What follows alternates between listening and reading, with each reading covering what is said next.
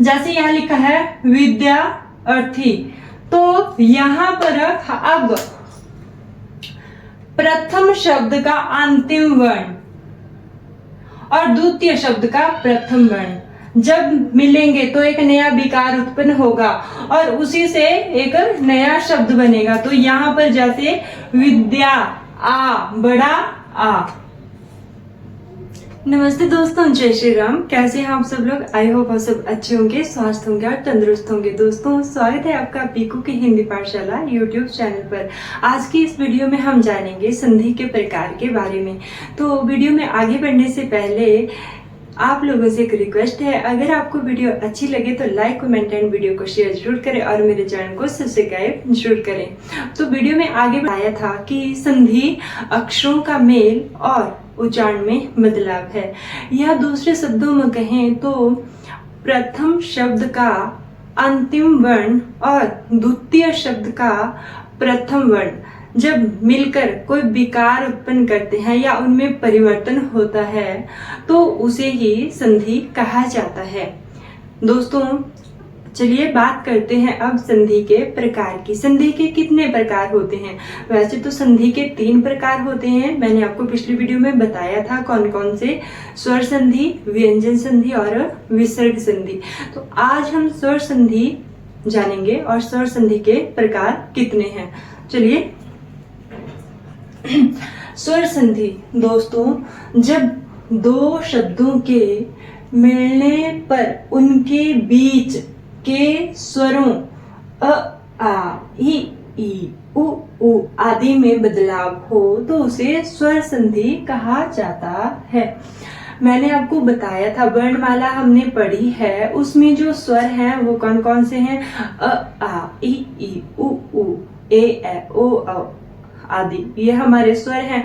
लेकिन इसमें जो लघु स्वर हैं वो हैं अ, आ, ई, उ आदि, और जो दीर्घ स्वर हैं वो हैं ए, ओ, आदि। तो बात की जाए स्वर संधि के प्रकार की, तो स्वर संधि के 5 प्रकार होते हैं। कौन कौन से? दीर्घ संधि, गुण संधि, वृद्धि संधि, यण संधि और अयादि संधि। आज सिर्फ हम बात करेंगे दीर्घ संधि की। ये इम्पोर्टेंट है, क्यों? क्योंकि इसमें से बहुत सारे क्वेश्चन पूछे जाते हैं। 9th में है, 10th में है, या फिर आप कोई एग्जाम की तैयारी कर रहे हैं, हर एक एग्जाम में संधि में से क्वेश्चन आता ही है। तो दीर्घ संधि के बारे में जानते हैं।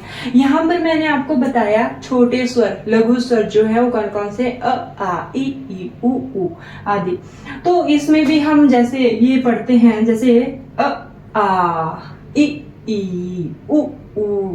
तो जब दो समान छोटे स्वर जैसे लघु या दीर्घ आपस में मिलते हैं तो वे मिलकर एक लंबा स्वर बनाते हैं, जिसे दीर्घ स्वर कहा जाता है। इस प्रक्रिया को ही दीर्घ संधि कहते हैं।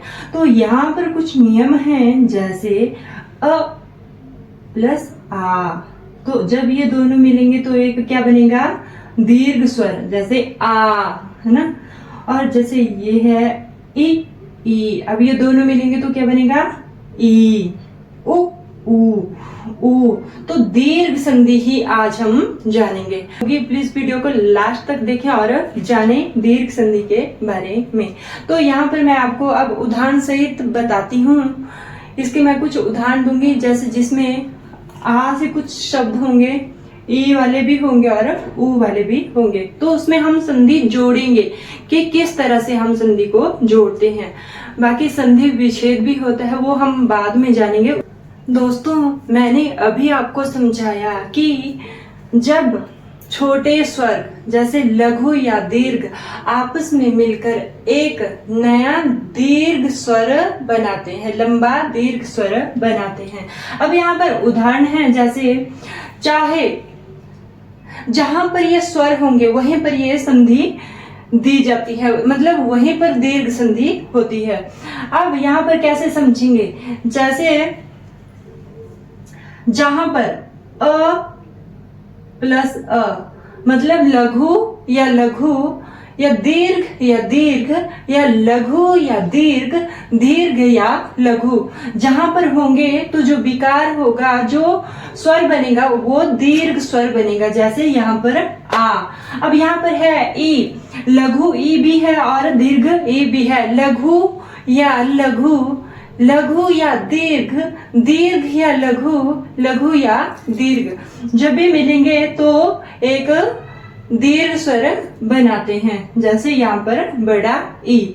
अब यहाँ पर है उ उ, लघु स्वर और दीर्घ जब ये दोनों आपस में मिलेंगे तो एक दीर्घ स्वर बनाएंगे। या लघु या लघु, लघु या दीर्घ, दीर्घ या लघु जब आपस में छोटे स्वर मिलते हैं तो एक नया दीर्घ स्वर बनाते हैं।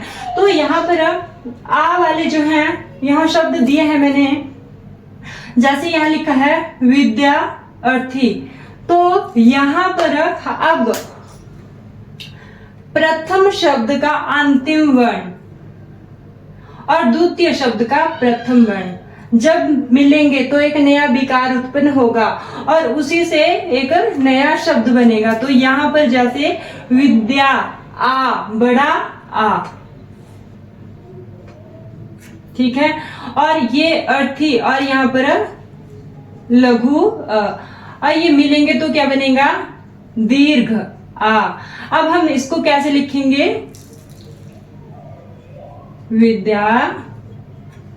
विद्यार्थी। समझ में आया?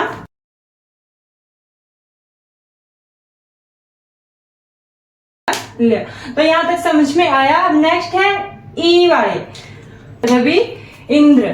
तो यहां पर जो प्रथम शब्द का अंतिम वर्ण यहाँ पर क्या है, रवि, छोटा ई, और ये क्या है, ये भी छोटा ई, और ये जब आपस में मिलेंगे तो क्या बनेगा बड़ा ई। तो शब्द बनेगा कैसे, रविंद्र, रविंद्र। यहां समझ में आया। नेक्स्ट है गिरीश, किस मात्रा में परिवर्तित हो जाएगा, बड़ी ई के। समझ में आ रहा है या नहीं, मनिंद्र। ओके। नेक्स्ट है उ वाले शब्द। तो यहां पर मैंने लिखा है भानु उदय। तो भानु प्रथम शब्द का अंतिम वर्ण कौन सा है, छोटा ऊ, और ये छोटा ऊ जब मिलेंगे तो बड़ा ऊ, और ये बड़े ऊ में चला जाएगा, बड़े ऊ में परिवर्तित हो जाएगा। तो इसको कैसे लिखेंगे, भानुदय, भानुदय।